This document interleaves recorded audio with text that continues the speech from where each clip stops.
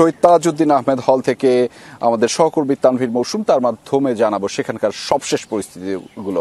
তানভীর, একটি হলে জাল ভোটের অভিযোগ শোনা যাচ্ছিল। এর আগের সংবাদে যখন আপনি জানাচ্ছিলেন তখনও ওই হল থেকে, ওই কেন্দ্র থেকে বেশ হট্টগোলের চিত্র আমরা দেখেছিলাম। এখন কি অবস্থা? ভোট গ্রহণ কার্যক্রম কেমন চলছে?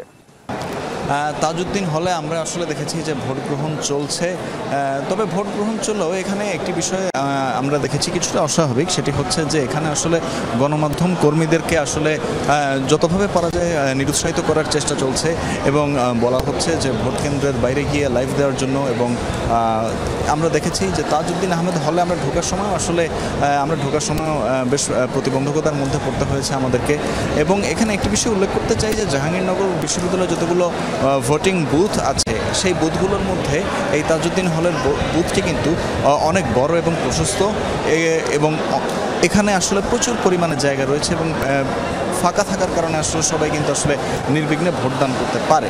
তবে আমরা দেখেছি যে এখানে আসলে বাইরের দিকে বুথের যে দরজা, সে দরজাটি বন্ধ করে রাখা হয়েছে এবং সেখানে গণমাধ্যম কর্মীদের যে চলাচল, সেই চলাচলটিকে সীমিত করা হয়েছে এবং একই সাথে খুব বেশি সংখ্যক ভোটারদেরকে আসলে ঢুকতে দেওয়া হচ্ছে না। এবং এখানে এর আগে ভোটদান সংক্রান্ত জটিলতার কারণে 30 থেকে 40 মিনিট ভোটদান প্রক্রিয়াটি বন্ধ ছিল এবং সেটি আসলে বন্ধ রেখেছিল শিক্ষার্থীরাই, এবং তাদের শঙ্কা ছিল যে এখানে ভোটে কারচুপি হতে পারে।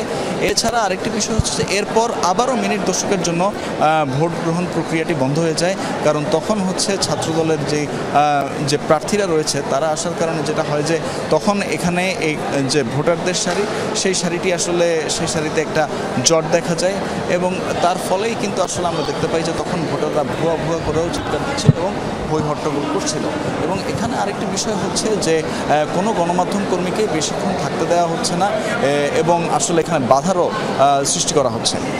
আমার কাছে এই ছিল সর্বশেষ। সেই সবশেষ তথ্যগুলো আপনার মাধ্যমে দর্শকদেরকে জানাচ্ছিলাম। ধন্যবাদ তানভীর আমাদের সাথে যুক্ত হবার জন্য।